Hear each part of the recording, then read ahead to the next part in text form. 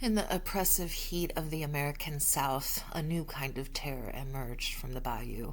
This was not a shy forest giant. This was an aggressive territorial leviathan that used its environment as a weapon. This was the Fouke Monster, a cryptid designed by the swamp itself. Project BAYOU BIPE is the intelligence designation.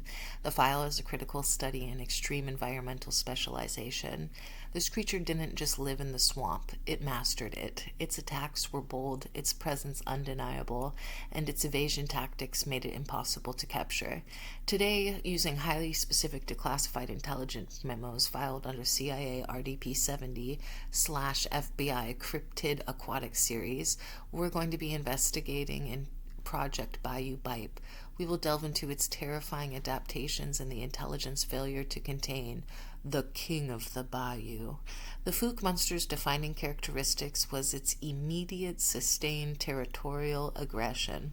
Unlike the elusive Bigfoot, this creature actively engaged with humans, often approaching homes, rattling porches, or in one terrifying instance, attempting to force entry. The primary attack occurred in May 1971 when the creature reportedly broke a window and reached into a local residence. This wasn't a warning, it was an attempt at direct engagement, forcing the occupants to defend their home with firearms.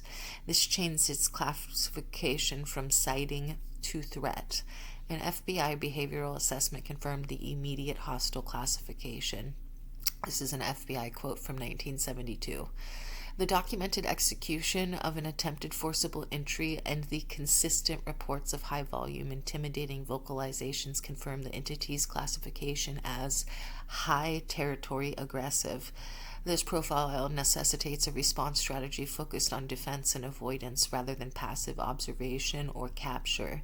End quote. The most compelling piece of physical evidence was the track morphology. Locals and law enforcement found numerous large footprints, many of which were described as three-toed, blunt, and unusually short for a bipedal hominid of its estimated size. This three-toed pattern challenged all existing cryptid classification. It suggested either an extreme podal deformation, the creature's feet were severely affected by its environment or medical condition, or a unique genetic lineage. The Fouke Monster represents a completely distinct evolutionary divergent subspecies of hominid adapted for swamp life with a specialized three-toed foot. The persistence of the three-toed report solidified the unique subspecies theory. A quote from the FBI Track Morphology report of 1974 says, while environmental factors, mud suction, substrate consistency, can induce print deformation, the high frequency of distinct blunt three-toed planar impressions over various surfaces strongly suggests an anomalous podal structure. This confirms a significant genetic divergent from established North American Sasquatch populations. This creature is classified as a geographically isolated, genetically unique aquatic hominid variant. End quote. To survive and thrive in the Boggy Creek swamp, the Fouke Monster would require extraordinary aquatic biomechanics. Its primary evasion tactic was to disappear into the water, suggesting a significant lung capacity for prolonged submersion. Analysts theorized adaptations for wading, powerful thick legs to push through deep mud and tangled roots, swimming submersion, potentially webbed feet or specialized limb structure for efficient underwater propulsion, breath holding, a lung volume far exceeding that of a typical terrestrial primate, allowing for extended dives.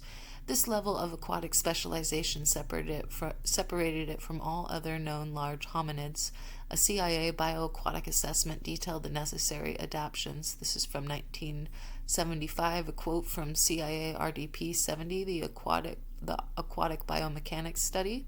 Quote, the entity's consistent and highly effective evasion into deep aquatic environments necessitates specialized physiological adaptations. Required features include enhanced pulmonary capacity for extended submersion, dense musculature for underwater locomotion, and a potential respiratory system that is advanced or specialized dermal layer for swimming in fresh water. This mandates unique classification as a semi-aquatic megafauna. End quote. The creature's acoustic signature was not merely a cry, it was a tool for territorial dominance. Its terrifying scream moan was described as a combination of human, ape, and mechanical sounds, a multi-frequency vocalization designed to penetrate the dense swamp foliage and deter intruders. Analysts believe the creature used these sounds not just to scare, but to mark its vast, unpatrollable territory, warning other animals and humans to stay out. It was auditory warfare. An ONI acoustic behavioral analysis confirmed its use as a territorial marker. This is a quote from ONI from 1976. The documented high-amplitude, multi-frequency vocalizations produced by the entity serve as a primary territorial demarcation signal. The sonic profile is designed for a long-distance propagation within a dense, humid environment, indicating a sophisticated acoustic-based defense mechanism against perceived encroachment. End quote. The intelligence file couldn't ignore the massive impact of the 1972 docudrama The Legend of Boggy Creek. This film, which dramatized the Fouke Monster sightings, became a cultural phenomenon in 1972, forever linking the creature to the name Boggy Creek. While the intelligence community acknowledged pre-film sightings, the film undeniably amplified the legend and, crucially, provided a visual template for subsequent sightings. This created a dilemma. Was later testimony genuine, or was it the case of media-induced perceptual distortion? A CIA media influence report detailed the psychological impact in 1977, saying, quote, "The cinematic production focused on the Fouke Monster served as a major data containment, rapidly disseminating a consensus morphology to the public. While the entity's existence is supported by pre-1972 aggression reports, post-1972 sightings must be triaged against the likelihood of media-induced perceptual distortion and template-generated reporting." End quote. The operational failure in Fouke was absolute environmental containment failure. The Fouke Monster's domain, the deep, vast, and impassable Boggy Creek swamp, made any sustained pursuit or capture effort futile. Conventional tracking techniques were useless in an environment where trails led into water, and any human entry into the deepest part of the swamp was perilous. The creature used its environment as a fortress, rendering it effectively uncontainable. An FBI operational assessment noted the environmental impregnability. This is a quote from 1978 from the FBI. "The target entity's reliance on dense, deep aquatic evasion routes renders conventional ground and air pursuant assets ineffective. The Boggy Creek environment itself acts as a natural impregnable containment barrier, forcing the classification of the entity as an uncontainable in its primary habitat." End quote. Project BAYOU BIPE confirmed that biological adaptation is key to survival, and some creatures are so perfectly attuned to their environment that they become an uncatchable terror. The king of the bayou is still out there, a phantom of the water.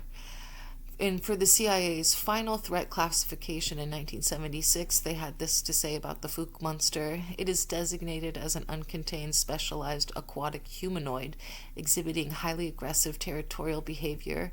Its unique morphology and reliance on dense aquatic evasion confirms its status as a genetically distinct and permanent threat, requiring a high territory aggressive classification." End quote. We've covered the terrifying adaptation of the swamp giant. Now we dive into the chilling modern horror rooted in institutional failure and the darkest secrets of human mutation. Next time we're pivoting to a disturbing file on genetic isolation and institutional abuse. Project Hydroplex, the FBI and NIH analysis of the Melonhead sightings in the U.S. Midwest. We will analyze the military and local intelligence reports on the multiple sightings of these small, grotesque, human-like figures with abnormally enlarged heads, often linked to abandoned asylums or government hospitals. We'll use the FBI NIH mutation isolation memos to assess the core questions. Are the melonheads a grotesque, isolated human subspecies, the result of extreme genetic isolation and inbreeding? Or are they failed biological assets, the terrifying survivors of unauthorized institutional research and containment failure? The documented truth of Project BAYOU BIPE proves that the natural world holds dark secrets, and if this deep dive into the archives has captured your focus, your support is vital as we investigate the genetic tragedy of the melon heads. I'll see you in the archives.